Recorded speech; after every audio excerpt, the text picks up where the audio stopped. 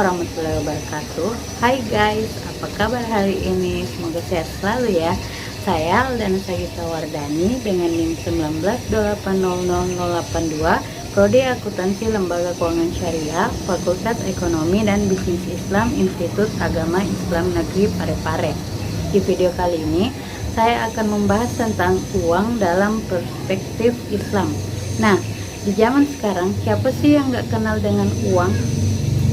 Uang adalah sarana dalam transaksi yang dilakukan dalam masyarakat, baik untuk barang produksi maupun jasa, baik itu uang yang berasal dari emas, perak, tembaga. Selama ini diterima masyarakat dan dianggap sebagai uang. Bagaimana jika uang dalam perspektif Islam? Ada yang tahu nggak? Ingin tahu? Simak videonya sampai habis ya, dan jangan lupa di like, komen, dan subscribe. Let's check it out.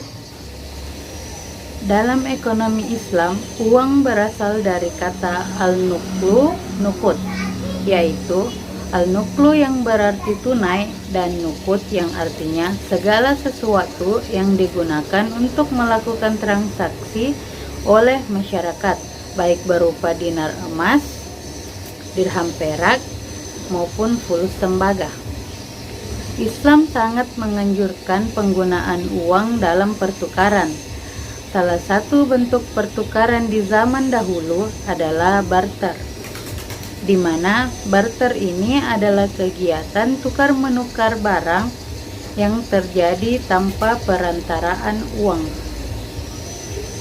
Rasulullah Shallallahu Alaihi Wasallam menyadari kesulitan-kesulitan dan kelemahan-kelemahan sistem pertukaran barter, maka beliau ingin menggantinya dengan sistem pertukaran melalui uang. Oleh karena itu, beliau menekankan kepada para sahabat untuk menggunakan uang dalam transaksi. Dalam sejarah Islam, uang sudah ada sejak zaman Rasulullah SAW. Pada waktu itu, uang yang digunakan ada dua, yaitu dinar yang terbuat dari emas dan dirham yang terbuat dari perak. Sebenarnya, dinar dan dirham sudah ada jauh sebelum zaman Nabi Muhammad SAW, dan ketika memimpin umat, beliau mengadopsi dinar emas dan dirham perak.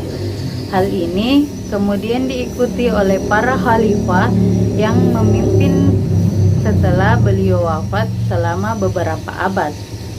Ada beberapa istilah dalam literatur hukum Islam yang menyebut uang, yaitu nukut, saman, fulus, sikah, dan umlah.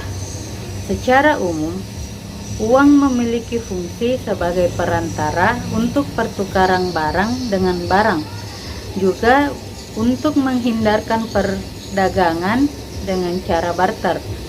Secara lebih rinci, fungsi uang dibedakan menjadi dua, yaitu fungsi asli dan fungsi turunan. Fungsi asli uang ada 3 macam, yaitu yang pertama sebagai alat tukar, yang kedua sebagai satuan hitung, dan yang ketiga sebagai penyimpan nilai.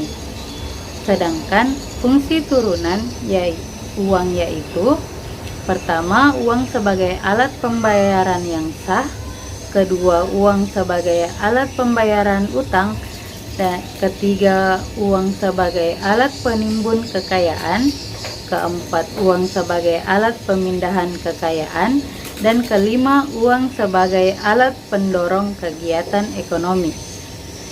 Dalam Islam, uang dipandang sebagai alat tukar, bukan suatu komoditi.